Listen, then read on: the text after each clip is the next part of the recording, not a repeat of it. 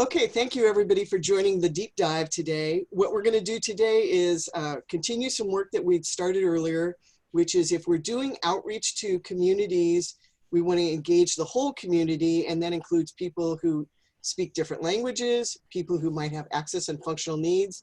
And so today what we're going to do is have a conversation around how to do presentations where you're using translators. And so Julie Bryant is staff with the Department of Neighborhood's PPATCH program, and she's the one who found two wonderful guests who are going to help us learn some tips about how to do that and actually give us a practice session. So Julie, would you go ahead and introduce yourself and their guests? Hi, good evening. My name is Julie Bryant, and I work with the Department of Neighborhood's PPATCH Community Gardening Program. I am a garden coordinator. That means that I have about 20 gardens, and I work with a little under 1,000 gardeners, many of whom are multilingual or monolingual. And so as we talk about emergency preparedness or about what seed to sow for the season, it's important that we provide information to people in a diversity of languages, be that spoken or written.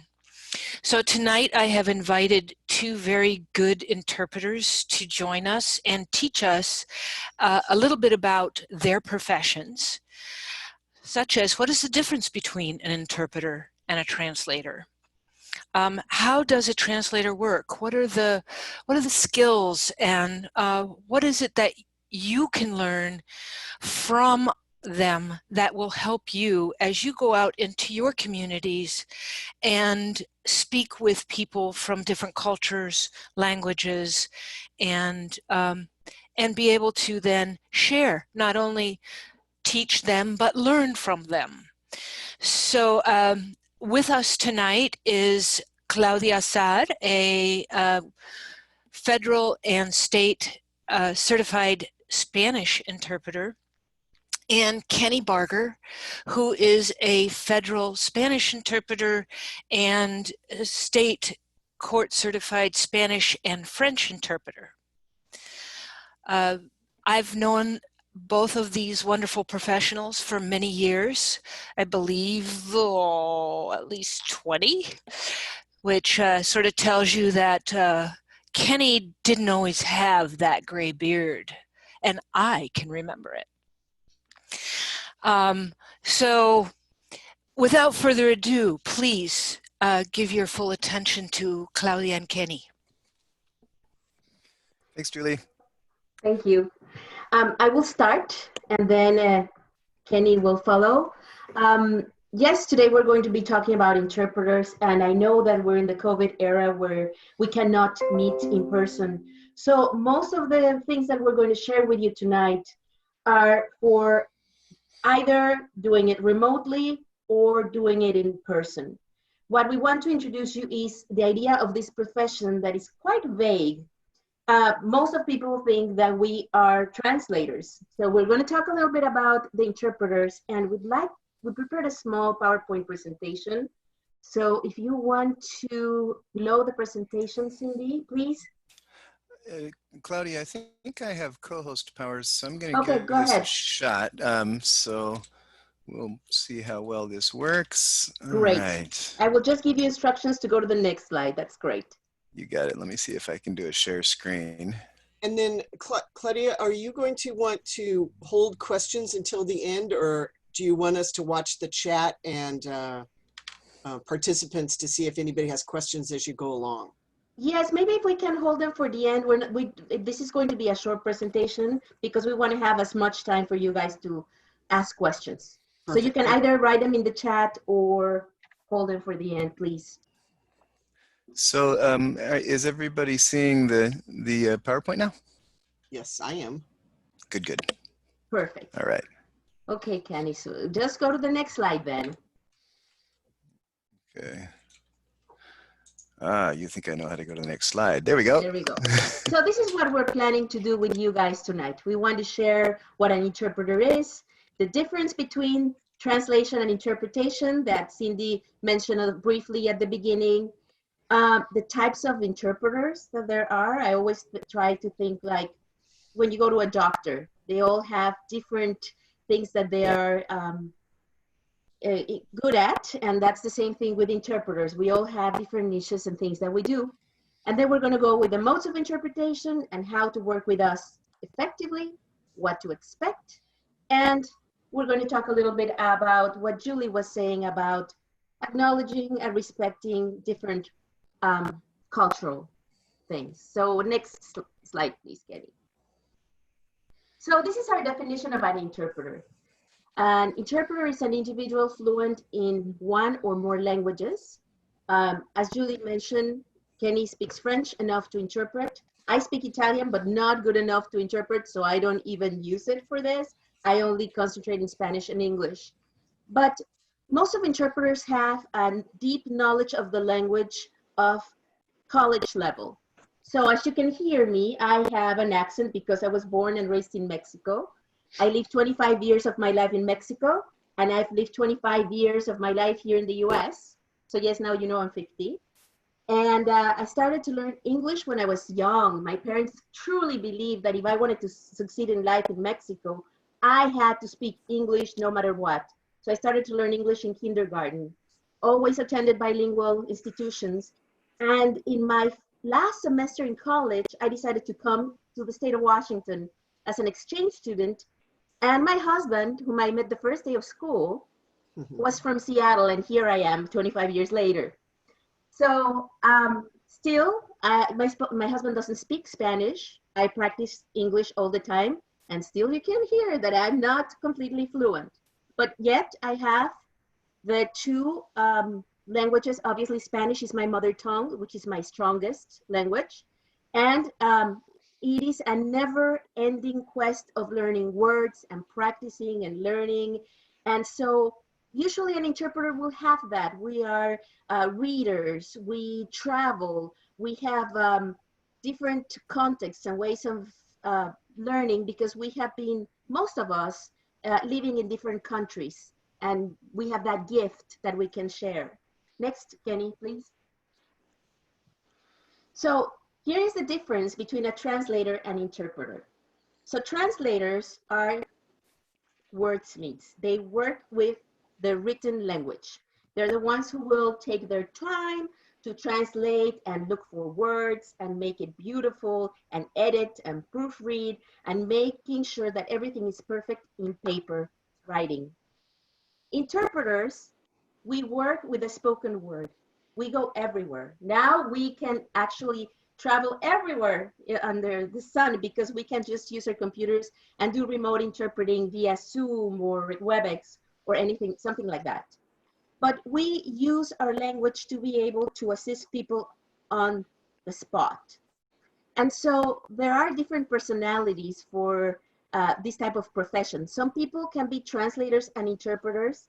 Some translators will never interpret because they need their dictionaries and they need their time and they're perfectionists. And they can't even imagine standing in the middle of a pea patch interpreting.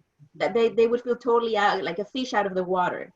Same thing for interpreters. Some interpreters are fantastic doing this type of work, but then they probably don't know how to string two sentences together in writing. So it is a choice, and some people can do both. Next, Kenny.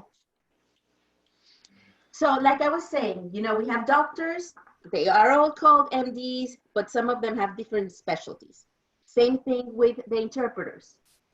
In this city, for example, we have a very vast number of medical and social interpreters. So these professionals have to take a test with the DSHS. Usually the tests are written and oral, and then they get a certification that allows them to work in hospitals and the social services outfit.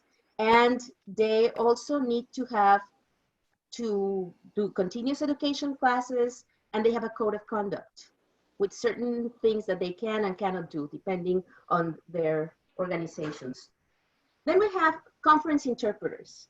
These are the fancy interpreters that sometimes you see in the convention centers or the ones who work for the UN. And they are usually doing simultaneous interpretation in little booths. in the back of a room, and they tend to make sure that what they're interpreting, their goal is to make the speaker sound awesome. So even if the speaker is kind of not that great, the interpretation will be beautiful and very, very nice. Then we have the court interpreters. Kenny and I are actually court interpreters, and we have a very, very strict code of ethics. So we need to show if we have any conflict of interests. We work in the courts, we go to the jails, we do depositions and arbitrations, and everything that you can think of that has to do with legal issues, we're there. And then we have the community interpreters, which is probably the interpreters that you're going to be working with.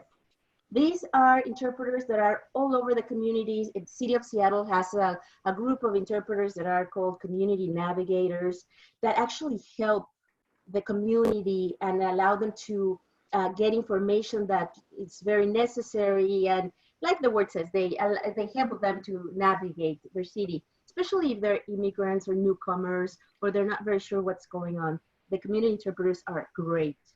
Next, Kenny.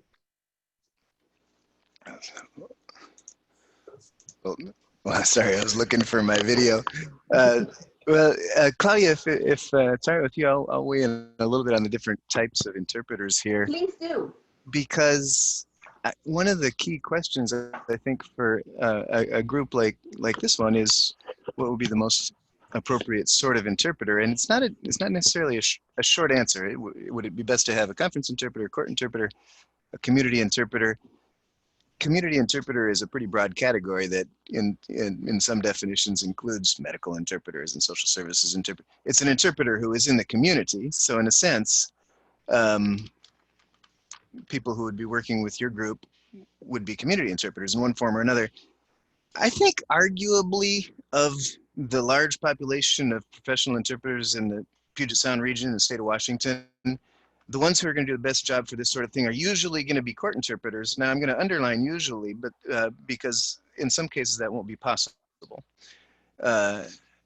So the reason I say that is that the testing and the requirements to become a medical interpreter, social services interpreter, court interpreter in the state of Washington vary quite a lot in terms of difficulty. And at least within the state of Washington, the court interpreter one is the most demanding one. And so again, usually those will be the most experienced, the most the knowledgeable interpreters. Now, if there's any DSHS medical interpreters in this meeting, when they see me, they'll probably kick me in the shins because of course there are excellent professional medical and social services interpreters all over the Puget Sound region, all over the state of Washington, who would do a great job. But they might not be as skilled, for instance, in simultaneous interpreting and so forth, which we'll get into a little bit later on in the presentation. Fortunately, on this Zoom meeting, you have a wonderful resource in Julie Bryan, because Julie's been so involved in so many different ways with, in addition to her work with PPatch, interpreting since before Claudia and I were interpreters, and she knows who's the best at each language and everything. And so she's a wonderful resource, and Claudia and I are too. We've been doing this for a long time, so we know everybody who interprets, and our contact information will be at the end of the presentation. Generally speaking, court interpreters, last thing I'll say about that is that not every language even has a court interpreter.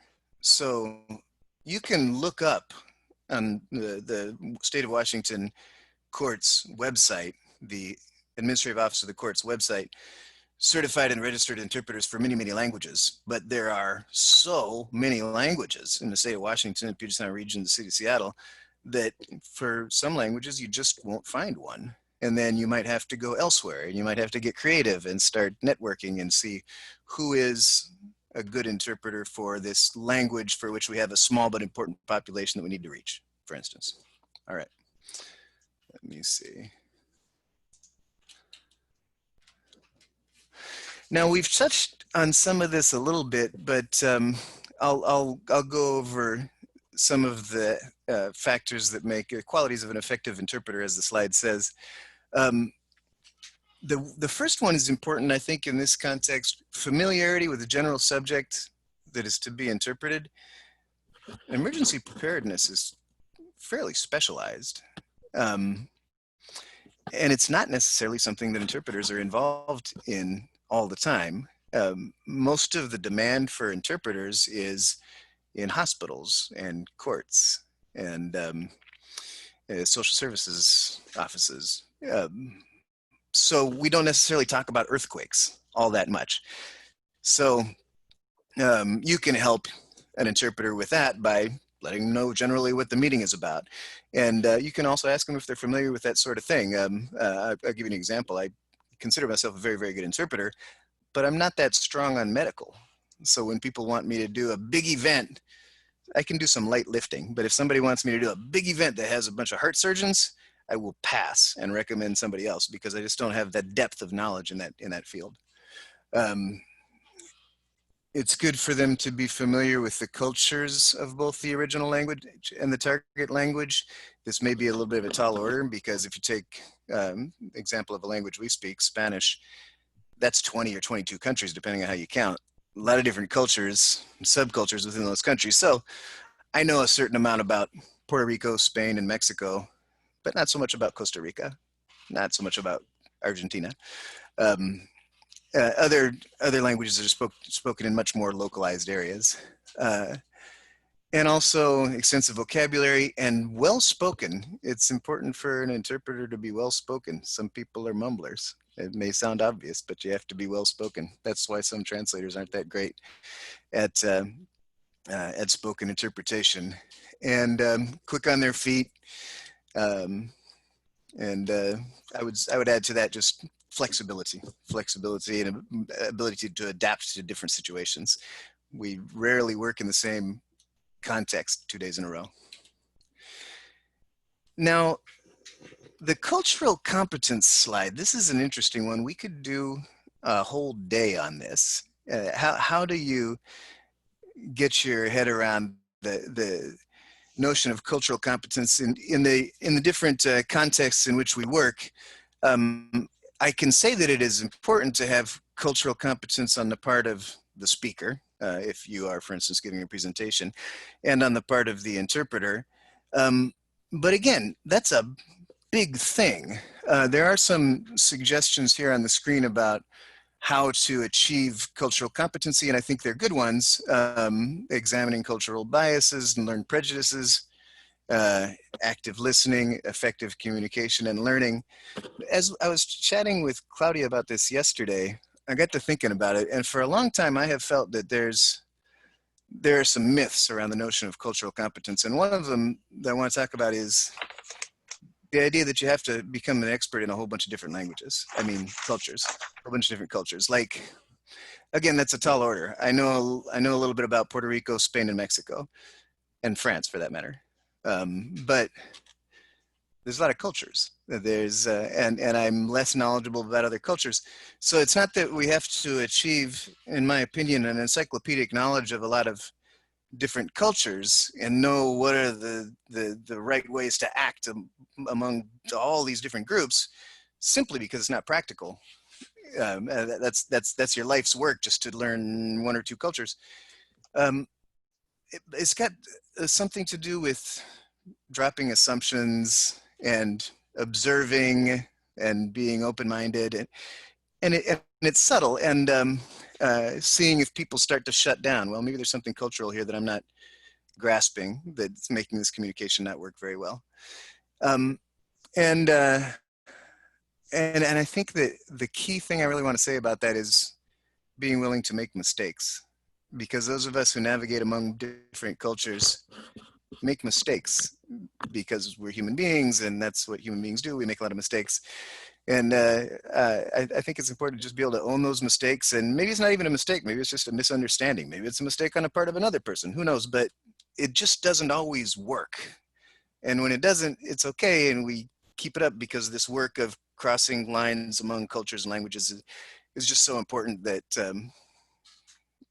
mistakes happen and setbacks happen, but we forge forward with this work. And this slide is going to harken back to something I was saying about preparing the interpreter. I can interpret an arraignment in a criminal case in any courtroom in the world, because I've done that a lot and I know all about that, but the heart surgery thing, yeah, not so much. And so I just want to emphasize that again for emergency preparedness. In fact, I have had occasion to interpret some emergency preparedness kind of stuff, and it took me out of my comfort zone because I might not have those words right on the tip of my tongue at all times. So if you can provide interpreters with a meeting plan ahead of time, lesson plan, a glossary, even if it's a monolingual glossary, that helps us to know what words are likely to come up. Whatever, the more materials, the better. A real serious, good interpreter will study those things and come in and sound like an expert on the topic.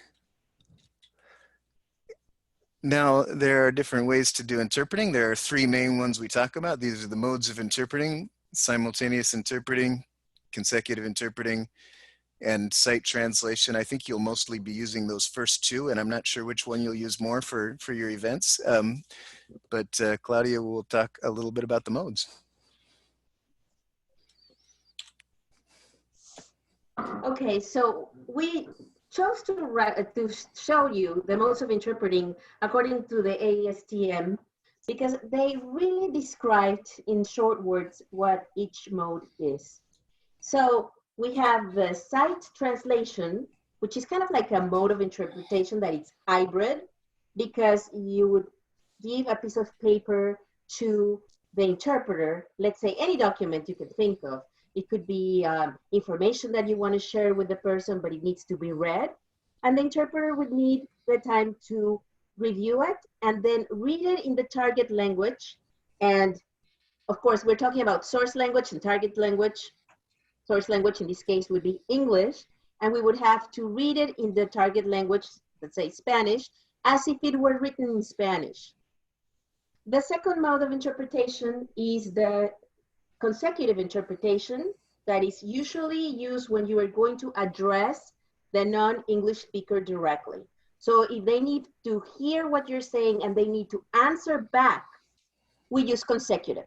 And we're going to talk about it in a minute, but we hold the information for a little bit, then we interpret, wait for the response, and interpret back.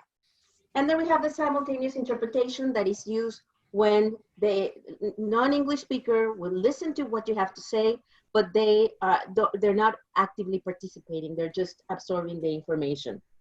Next, Kenny. So again, the sight translation mode, as I mentioned, it's not very sexy way of interpreting. People are kind of like, they don't really understand what we're doing. But again, pretty much we have a document and we need to have a few minutes to prepare. But this goes back to what Kenny was saying. If you let your interpreter know what the topic of the day will be, they will have time to prepare beforehand. And so we won't have this document where we don't know where to begin. And we get a few minutes to read the document and then do the interpretation. Next, Kenny.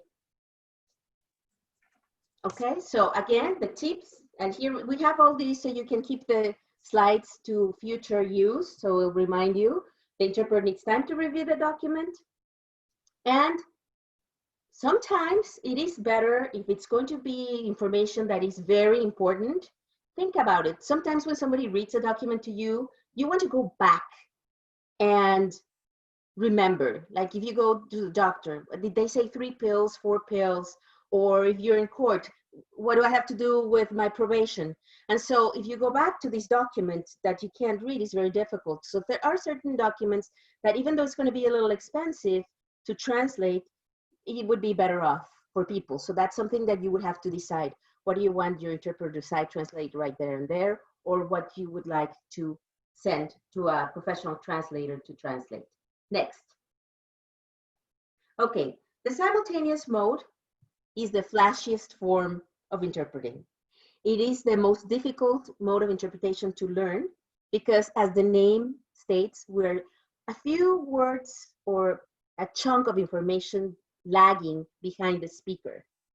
So in this situation, for example, the interpreter is listening to a speech, or for example, you're teaching a class And your non-English speakers would have a radio system where they can hear the interpreter. The interpreter has the radio with a microphone, and then the non-English speakers have this little receiver. So they can, you give your presentation, and then the interpreter is on the side whispering the interpretation. That's a very fast way, very efficient way of doing it, because the non-English speakers don't have to sit in one corner separately from everyone else. They can mingle with the rest of the people there, and they only have this little radio where they're hearing the interpretation, and they don't miss a beat. When we do it remotely, for example, in this case with Zoom, Zoom has an interpreter feature. So if the Zoom that you guys offer has the interpreter feature, you can add your interpreter and people will just toggle between English and Spanish or whatever the language is, and they will be able to hear the interpretation. And if you have other platforms like WebEx or GoToMeeting that do not have the interpreter feature, then you can have like a phone conference, a conference number where you can have all your non-English speakers dial and listen to the interpretation while they look at their Zoom. So again, they would not be subject because the interpreters would be doing simultaneous interpretation. Next, Kenny. So, Claudia, I want to weigh in briefly there and say that if you do something remotely using Zoom or some other platform with simultaneous interpreting, please do a dry run first. What Claudia is describing really does work, but it's wonky and it's different on different platforms, and then when it doesn't work, it's a disaster because you're in the middle of. This is coming from a guy who tried to do a French divorce trial via Zoom the other day, and the technology was a disaster, and they threw up their hands and sent everybody home at some point. So we could have avoided that had we prepared ahead of time. And anyway, that was my interjection. Go on, Claudia. Your 2 cents. Go ahead, Nick. Nick. Now I'm calling you Nick like my husband. Go ahead, Kenny. All right, there you go. Okay, so for simultaneous interpretation, if your meeting is going to be an hour or less, you'll be fine with one interpreter. If your meetings are longer, the industry standard dictates that there should be a team of interpreters because it's exhausting to do simultaneous interpretation. Okay, so when something is longer than an hour, the interpreters will be switching every 15 to 20 minutes because the brain is doing so much work that we start making mistakes without even noticing. So that will be something that you have to think about, because good interpreters will always ask you how long will it be, and if it's longer, then they will say I will need a team. And so now you are not going to be surprised about that. And it is very important to remember that the interpreters are just, it's kind of like the record in the court that we're not allowed to speak on top of each other, because then the record would be a little bit murky because there will be voices one on top of each other and we would not be able to really understand what's going on. With interpreters, if we hear 2 or more people speaking at the same time, we're interpreting, and then we come to a point where like, I can't interpret 3 people talking at the same time. So it's very important that you are very aware that when you are being interpreted, you speak clearly, you try not to go super fast, and don't speak on top of each other. And if you are going to do your presentation and you want to read something, remember that when you're giving a speech, you have to think about what you're saying. So your speed is at a certain level. But when you read, you don't have to think because you're just following your reading. So then your brain goes fast. But for the interpreter who's still listening to you, now you're going too fast and they just can't catch up. And then they will have to stop you or ask you to slow down. In the old days, the booths had a little red light on top, like the interpreting booths. So interpreters could actually turn this little red light and remind the speaker to slow down. Nowadays, that doesn't exist anymore. But we do have to be aware of that, that if you're going to be reading or if you're going to speak too fast, the interpreters might slow you down and ask you to stop. And speaking about remote interpretation, I totally understand what Kenny is telling you, and it's absolutely right. Remote interpreting has been a challenge because nobody knew about it, or very few people did it. I actually started doing remote interpretation in 2009, so I have a little bit more experience. But most of the clients that I have for very important meetings will ask me to be in the Zoom or the WebEx or whatever platform they choose an hour and a half before the meeting starts. I'm not saying that you have to do that, but that shows you that there's always something about technology that has to be dealt with. So they usually ask us to be there an hour and a half, they troubleshoot everything, and then they allow us to go and have coffee and come back when the meeting starts. But with technology, we'd never know, but it is definitely doable. And most of the interpreters will be very honest and will tell you, I don't know anything about the Zoom, can you please help me? Or they're going to be able to tell you, yes, no problem. So it's just a matter of, this cumbersome thing that is new, but interpreters are catching up and they have been doing Zoom for a few months now. Okay, Kenny, next. I think this is where we do a little demo, isn't it? I know. All right. Well, this is a little experimental here because we're going to try to do a little demonstration of simultaneous interpreting over a Zoom meeting. But I think we got it. I'm going to share, hang on. I want to share a different screen. Yes, and while Kenny's doing that, this is what he would do if you guys were to show the video that he's going to show you in a group of people. So you guys show a video to the people you're teaching and the interpreter is present. So Kenny, go ahead. All right. If with a little bit of luck, you should be seeing you should be seeing a YouTube video. Are you seeing a YouTube video?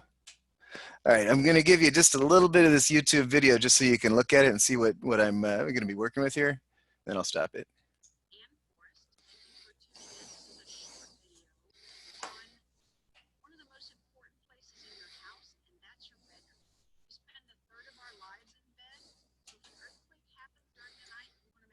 Kenny, we're not hearing the video because your headset is on, I think.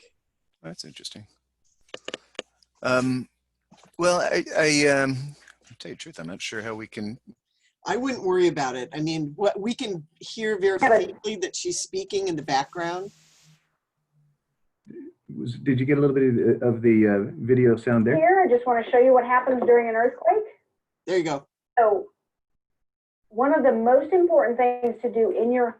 Okay, so when I did it that way, you got the YouTube video and the sound. Okay, I'm going to plug myself back in here and put it right back to the beginning. And in theory, here we go.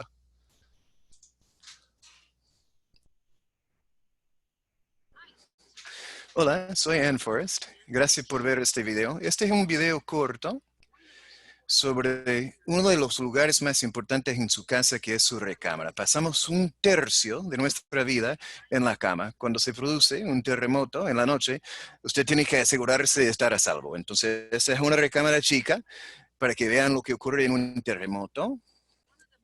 Entonces, una de las cosas más importantes que tiene que hacer en su casa es estar a salvo en su recámara.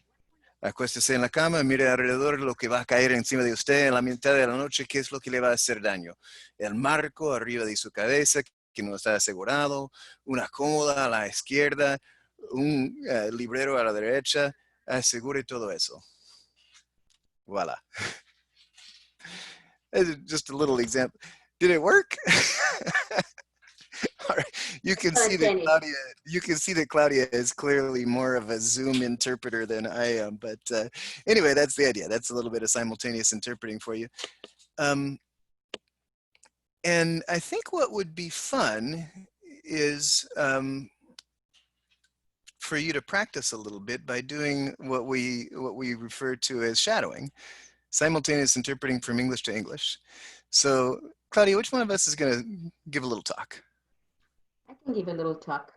Okay, so the idea is that Claudia is going to speak a little bit in English, and as she's doing that, everybody should be muted. I'll mute myself in a moment, and repeat after her what she's saying at the same time, 1 or 2 words behind her, 2 or 3 words behind her, so you can make sure that you're hearing and understanding what she's saying, and then just repeat it after, and she won't go too fast, and then you can have the experience of a little bit of simultaneous interpreting. Does that make sense?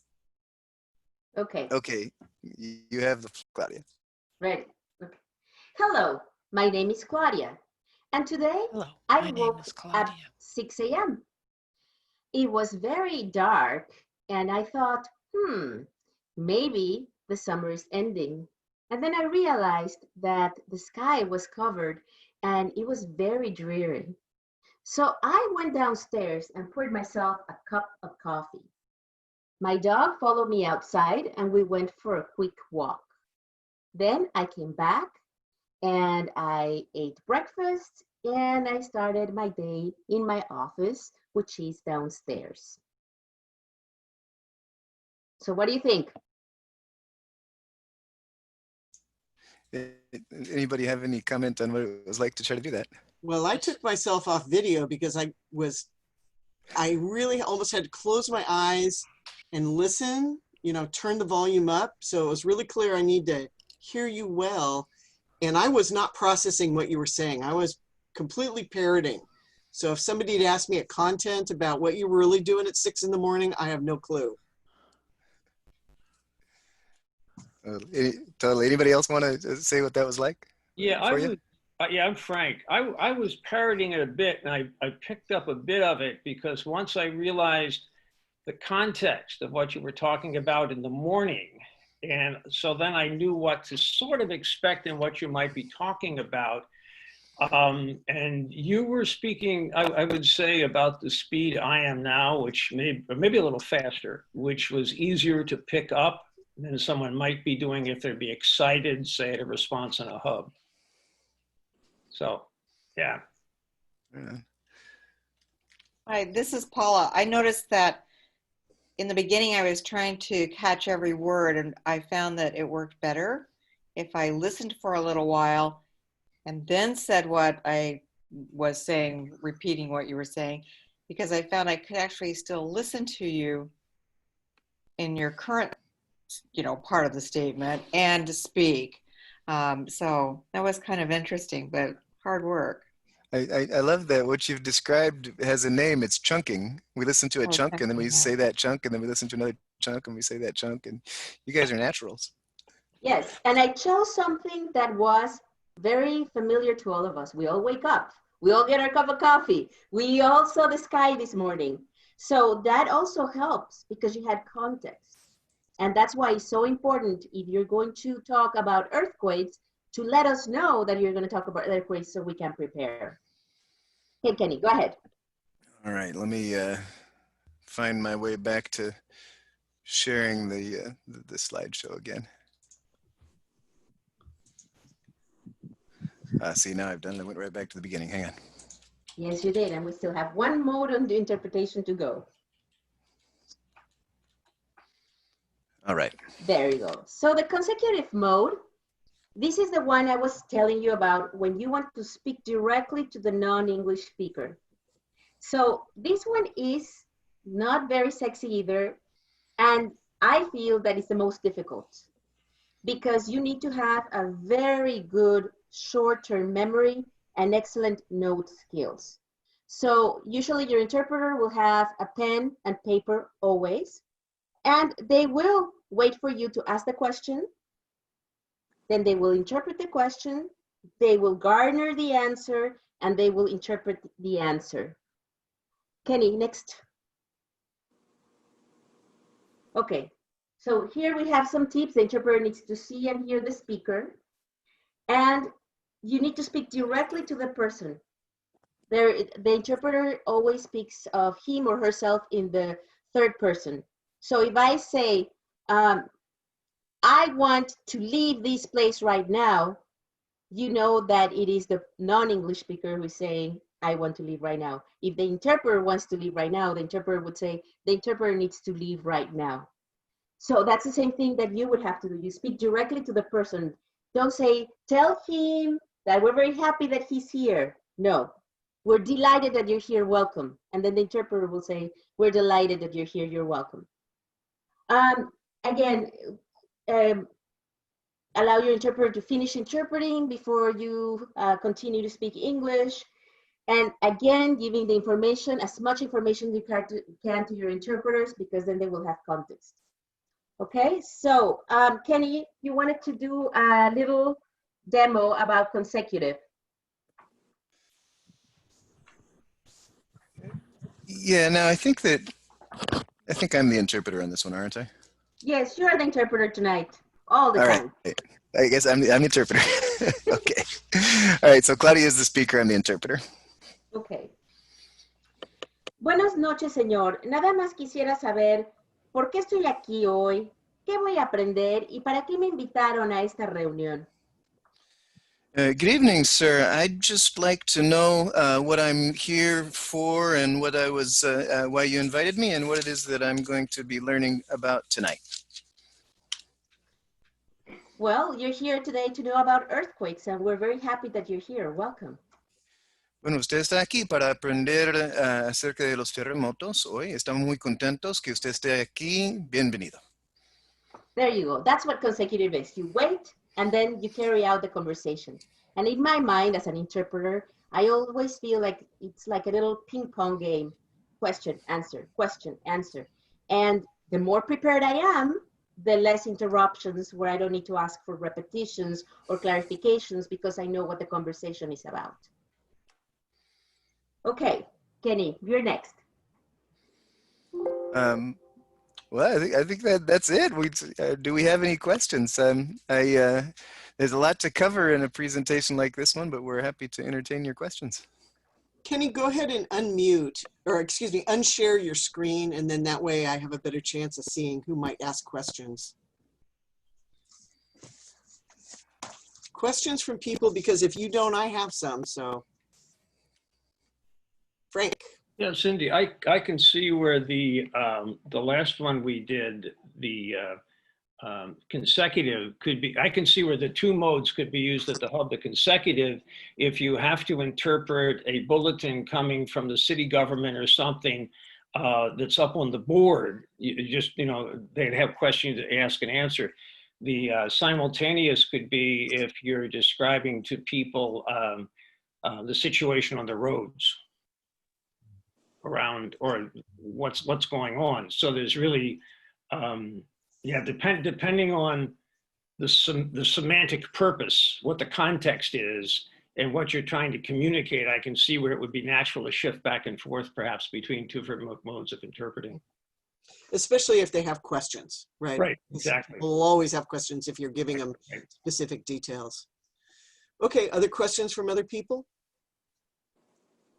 Okay, I'm diving in.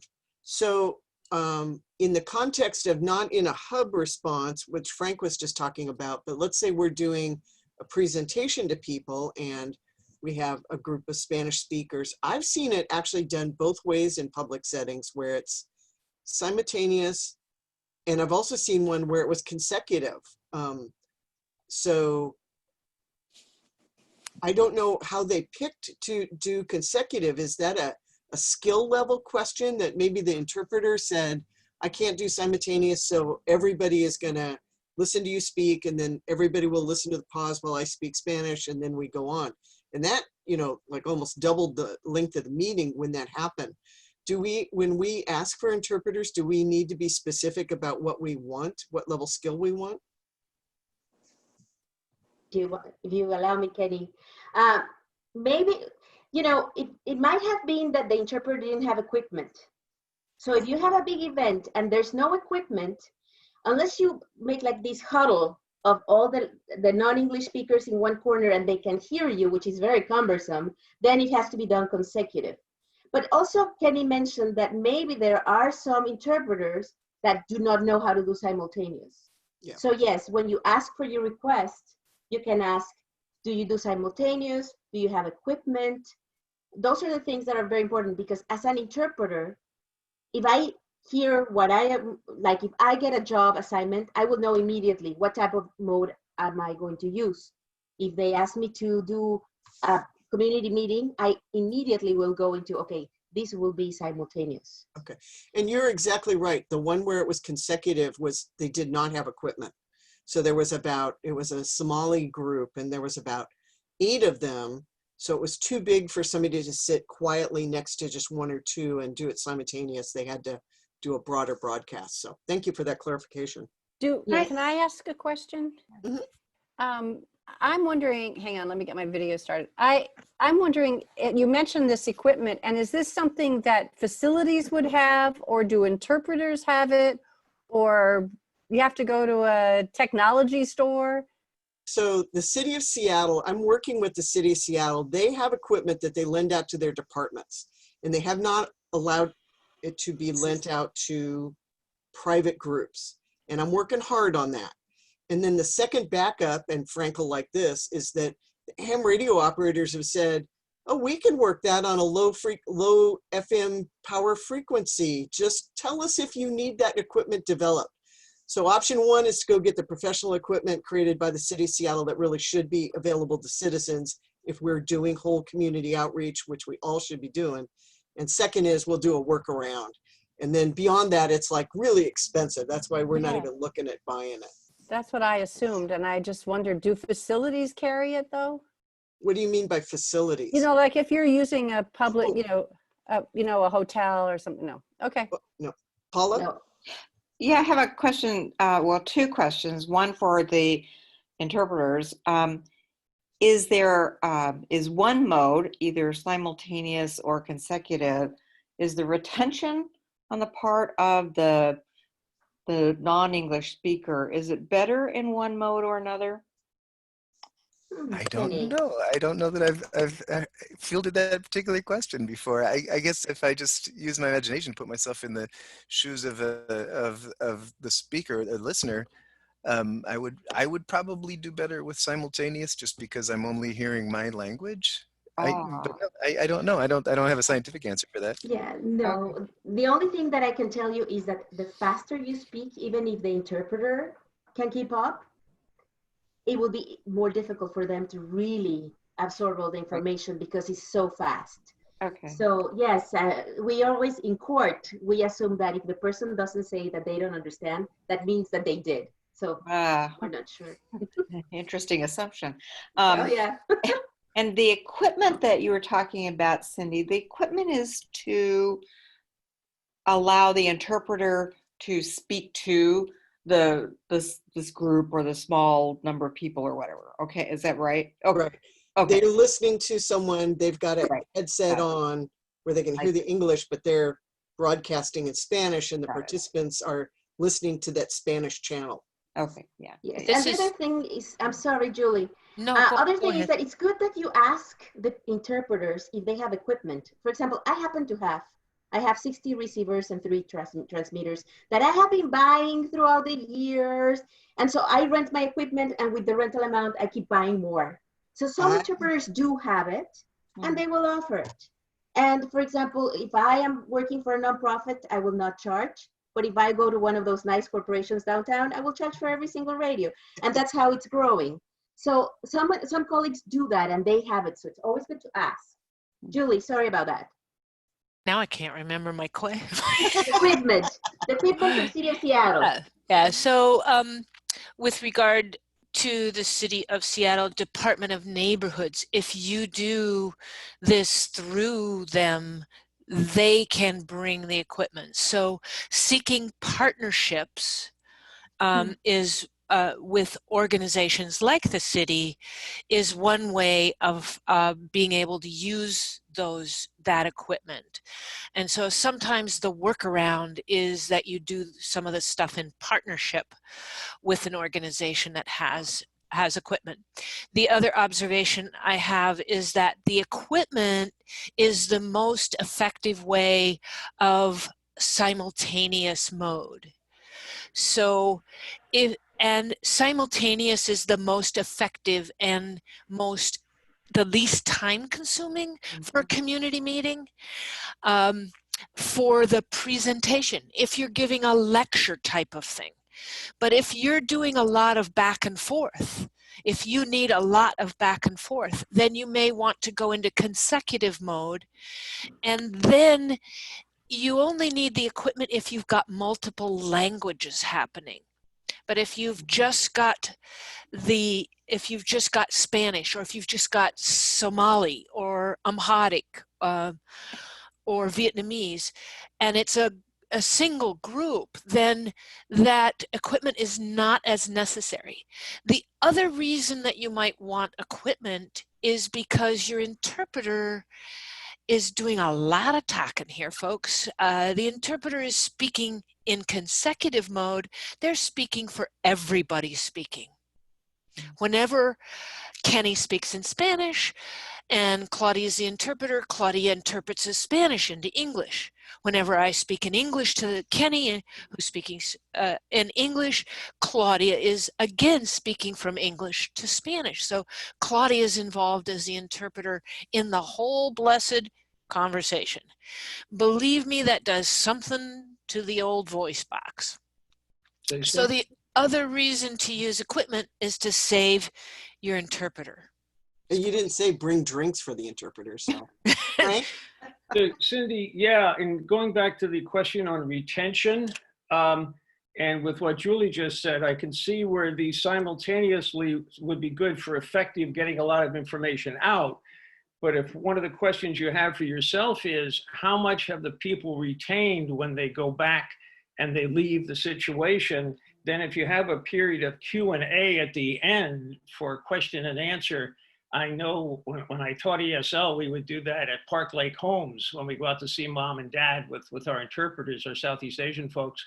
And we'd have a Q&A at the end, because invariably they'd have questions they brought that they were important for them to express in the first language.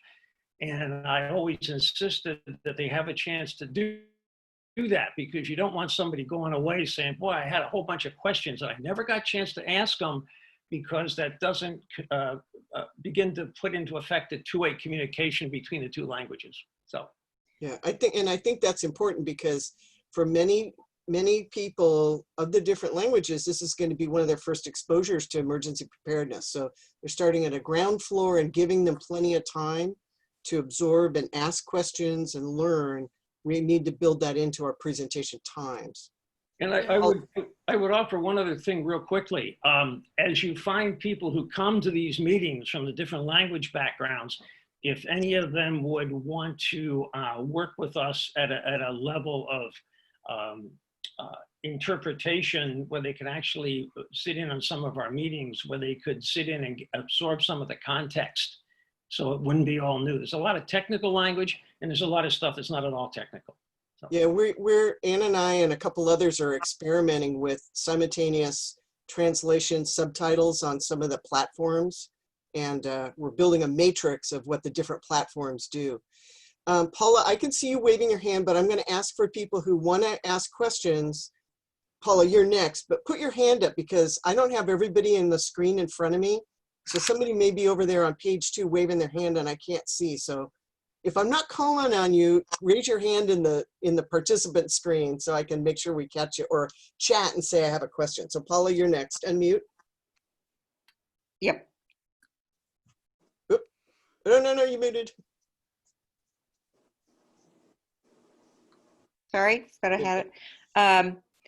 One of the things that I was thinking about, as you're talking about what Frank's situation with the questions, the responses, and then people think, gosh, I don't remember what they said. And that's, I think, one of the Achilles heels in having like the Zoom meetings where it's recorded live, but there's no transcript. And I would kill sometimes for a transcript of meetings. And maybe it's available through Zoom and I'm just not aware. But in part because if I missed a meeting on something that's important or that I really was interested in, or I want to go back and review, I can do that. Plus, I can read a lot faster than people can speak. So I can, you know, read through the missed meeting and so forth. And in terms of having a meeting where there are questions and answers in two languages, it would be highly beneficial to have those transcripts, especially for the non-English speakers, because then they could refer back to that information in whatever language.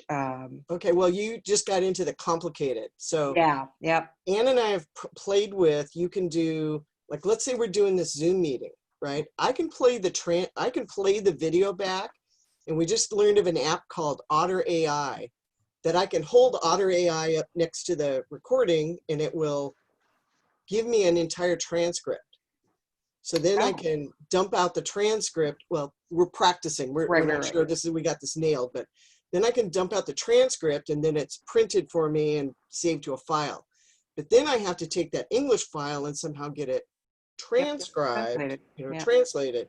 So we're trying to describe how to do that. And, you know, as we practice this, you guys are actually going to play on some stuff and, you know, give us reports on how it's working for you, because there's enough dimensions on this. And that's just thinking Zoom and Otter AI. We haven't talked about WebEx and Microsoft Teams or blah, blah, blah. Right. So we're trying to build that matrix so that depending on what you're doing, is it a virtual meeting, an in-person meeting, a demonstration, translation into urban skills fair, what's the best platform to use? So this is why we're starting this dialogue. It's going to take a while to work our way through it. But this has been fantastic because just, you know, Claudia's suggestion that interpreters have their own equipment, I was like, oh my God, I never even thought to ask for that. That was a major barrier that just like kind of is halfway melted all of a sudden. I have one more thing that I'd like to share. There are, I don't know them all, but there are companies that do the closed captioning, which is what you're talking about. So there are different organizations that will have, so you have an idea, the PowerPoint presentation in Spanish, the PowerPoint presentation in English. At the bottom, you have closed captioning in English live and closed captioning in Spanish live. So at the end of your event, you have everything in writing. So I don't know how expensive they are. There is a very good company in Colorado that I could share the information with Julie later on, but they do that. So it is doable, and it's at the moment. So when your meeting is over, you have your transcripts ready. It's fantastic. Thank you. Other questions from people? I have a question. Claudia and Kenny, when you're doing in a meeting, first you're doing simultaneous, and then you do question and answer, and then you're doing consecutive, but how can the person speaking English adapt to the speed that they see their interpreter can actually match? Because sometimes you're going too fast, and each interpreter is different in their abilities and in their training. So do you have any advice for us about how to know how to see that and slow down, speed up without sort of without disrupting the conversation or anything? I see Claudia looking at me. That is a very good question. What occurs to me is you just kind of keep one eye on your interpreter at any given time, and you kind of see what they're doing. And a lot of that will just be practice because, as Frank was pointing out about when you go into questions and answers, you may suddenly go into consecutive mode, and after you give 2 or 3 presentations, you kind of realize that maybe not every interpreter in the world, but most interpreters are probably going to go from the presentation or the speech in simultaneous automatically into consecutive when it becomes questions and answers. One thing that really helps with that is to work with the same interpreter as much as you can, because you build a relationship with that interpreter and they know your material, which I talked about several times during the presentation. We need to know what this is about in order to really do a good job and sound like we're experts in the field in question. But then you get used to us too. Like, I might do a longer set of sentences in consecutive than somebody else, or a shorter one, and you get used to my pacing and rhythm. It's not an exact science, and that's a very broad statement that's going to apply to a lot of stuff that has to do with language services. It's not an exact science, but you can build that relationship with an interpreter. It works pretty well. I think Claudia also said earlier, when you do prep work, you know, that's one of the things you can talk to them about, you know, just making sure that you agree on what's the signal to slow down, or, you know, give me Yes. a pause, you know, or something like that. And so that's building that relationship with the interpreter, even if it's the first time you work with them. Those just common courtesies that we owe the interpreters. Yes, and most of the interpreters, especially if they have experience, they are assertive enough that will ask you and stop and ask if to slow down or make sure that people are not talking. Sometimes people start chatting in the back. And one thing that I would like to remind you, because it happened to me a couple of times, is that we are usually with the crowd. Even we're not sitting with the people, but we're nearby because we need to be near the speakers, but we also need to be close to the non-English speakers in case they start doing consecutive interpretation.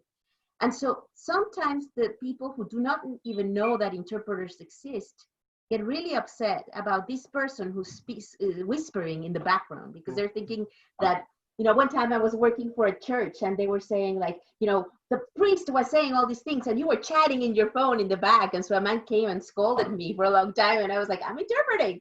You know, so it is good also to let the audience know we have an interpreter in our midst. The interpreter will be interpreting for our guests that are from Ethiopia, and we're delighted to have them. So then people will know. And instead of thinking like this rude person is interrupting in the back. That is an excellent point to put in our guidebook. That helps make everybody know what's going on. And then they're better with their questions, because you'll get English speakers who, you know, we have fast talkers and we have people who need to tell a 40-minute story before they get to their question, you know. So more questions from anybody else in the call? I loved your English to English exercise you made us do. I mean, that just really brought it home. And it's like, I can practice that with Ron. You know, when I'm going to practice on a speech, I'm just go like, hey, let me check my pacing with you. And if he can keep up with me, I know I've got it good. So that'll help me train my pattern better. So anybody else have anything else? Because otherwise I have just a couple of odd things. Bill has something. Bill, raise your hand. Oh, well, I'm raising this one. Just one comment. When I went to college, I studied theater, but we also did what was called interpretive reading, which leads me to the question of, to what extent are you put upon or maybe criticized for changing the content of what you're saying by using the idea of interpretation? I am taking what they say and I make my interpretation and then pass it on to the listener. Do you get much of that? Well, in theory, we're trying to create an experience in which the listener feels as if there were no interpretation at all. So if you, Bill, are speaking in English and I'm listening in Spanish, I just feel like you're talking to me and there's nobody there. So and of course, I say to the extent possible, because we all have different lexicon and way of saying things, and we try to be as transparent as possible and put as little of ourselves in it as possible. So we really want the listener to hear you, if that makes sense. Well, it makes sense. I'm just wondering whether, and I'm not criticizing you by any means, I'm just wondering, do you get, especially like in court situations where things are maybe a little bit more intense or specific, do you have people who come to you and say, are you doing this right? No. Well, oh, sure. Yeah, no, go ahead, Claudia. Yeah. No, Kenny, I don't want to interrupt. I mean, the answer is yes. And people can question our work for sure, and it's also, like I said before, it's not an exact science, and a lot of these things are very subjective. But in court, we do our, well, in all things, but particularly in court, we really do our best to preserve the tone and the level of formality of speech, which is a judgment call. So, okay. Sure, we get questioned on these things from time to time, and if we feel that we were right, we stand our ground, and if we feel that the correction was justified, then we accept the correction, and off we go, and set our ego aside. Yeah, Okay, it's very thank you. subjective. But you know, the idea is that we convey the meaning of what's being said without adding, omitting, embellishing. Again, like I was saying at the beginning, we're doing conference interpretation, we have more leeway. If we're doing legal, it is so strict that even a false start, a hesitation, we have to repeat everything because we don't know what's important and what isn't. So yes, especially if we're interpreting for a witness, maybe the other side will say this interpretation is wrong and I want to voir dire the interpreter. And so yes, we have to stand our ground. But the most important thing is that our responsibility is to make sure that we convey the idea. And if we don't understand, I always tell my students, you know, garbage in, garbage out. We have to be assertive enough to ask and to clarify and understand to be able to interpret. Thank you. May I add in a little bit there? Bill, that's a really great observation, and thank you for that. It's really important. The other thing to understand is that every language has its grammatical structure and its words and its sayings. For example, we say the cat's got your tongue. If I said that literally in Spanish, it would maybe mean nothing. Right? But it may be, well, what would it be in Spanish? Cat's got your tongue. I can't think of it. It might be the frogs pulling your leg or something, or, you know, something like that. So just as a matter, just to show you that it, and a lot of judges will do this. They'll say, you're going to word for word interpret what's being said. But the fact of the matter is it's the meaning. It's the meaning that you need to be quote unquote word for word, right? And it may not be word for word. And the other thing on that is that grammar, if I go word for word or I can't interpret as I'm interpreting, I may not be putting words out of order. So there is no such thing as not interpreting the interpretation. Yeah, I've been, Julie and I have been coaching, she's been coaching me on fixing my Hub 101 so that I take out cliches that are very American based that don't mean anything in another language. And I am cliche queen sometimes. And so I think I'll end on what Claudia said and Ken talked about at the beginning, which is we are reaching out to cultures we're not familiar with. I mean, and Kenny's example of, you know, I know Spanish, but there's 20 different countries and I may not know the Costa Rican, but we don't know just even the broad chunks. And so the advice I get from Department of Neighborhoods in talking to them about us doing this work is do not be afraid to try it.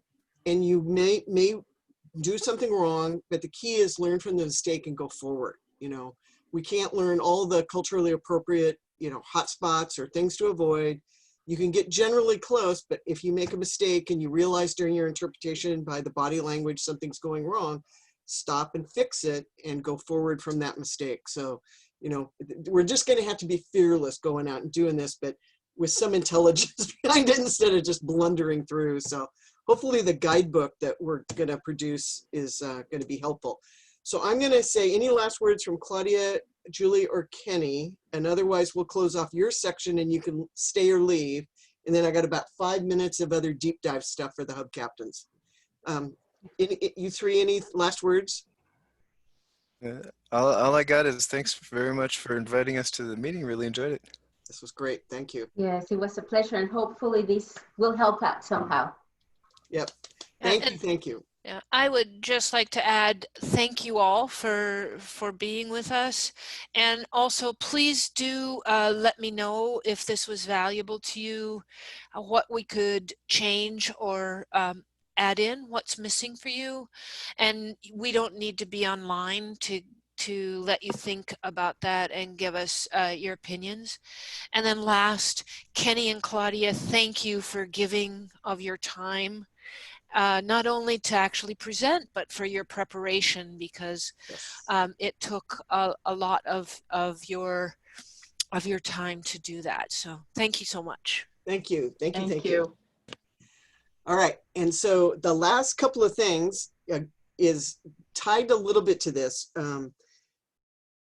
I've been working on that guidebook, like I said at the beginning before I remembered to start recording, but the guidebook that we've had in work for doing inclusive community outreach, it's almost done.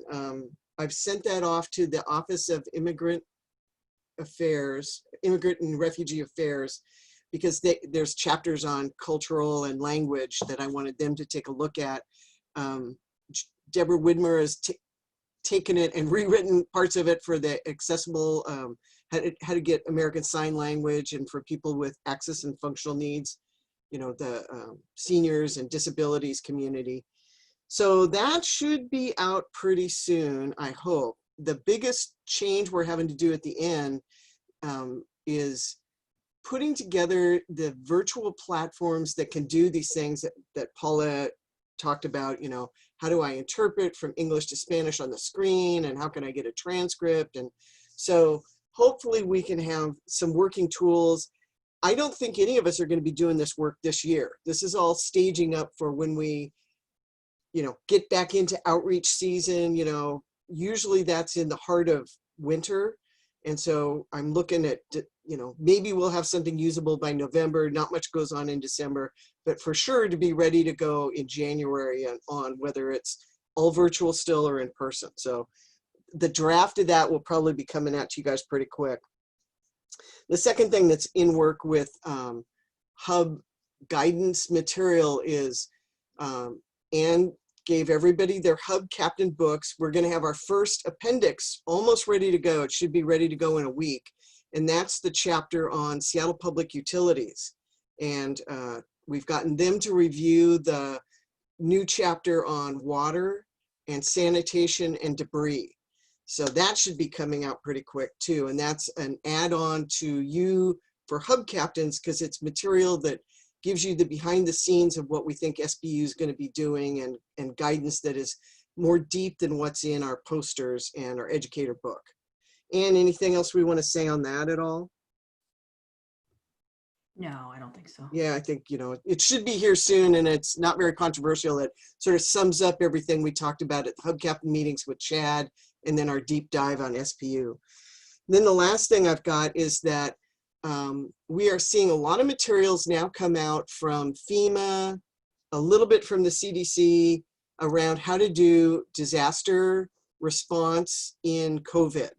And so we're probably, you know, right now there's a tiny little sentence in like our sheltering part of the book that says have this kind of social distancing. But I think we're ready to start to put together the topic that's been brought up before about how do I run a hub in the middle of a pandemic. So heads up, I'm going to ask at the next Hub Captains meeting for volunteers who want to work on that. And, you know, again, it's just going through the current material and talking about best practices that we can put in place, you know, at least have it available in the near term, and then we can adjust it in, you know, like after vaccines or something like that. So heads up that I'm going to hopefully see some raised hands for people who want to work on that. So that's all our deep dive tonight. Any questions or if anybody's got any topics that come out of this that they want to go into the Hub Captains meeting, let me know. Any call for last comments? I see no hands. I see everybody ready to go. Okay, thank you. I will save the transcript with the chat stuff. Hopefully you all know how to save it yourself now. You go to those three little things and it says save chat. Gabrielle, oh, was that a thumbs up? Oh, you were taking notes. I know, I got 3 pages of notes too, so.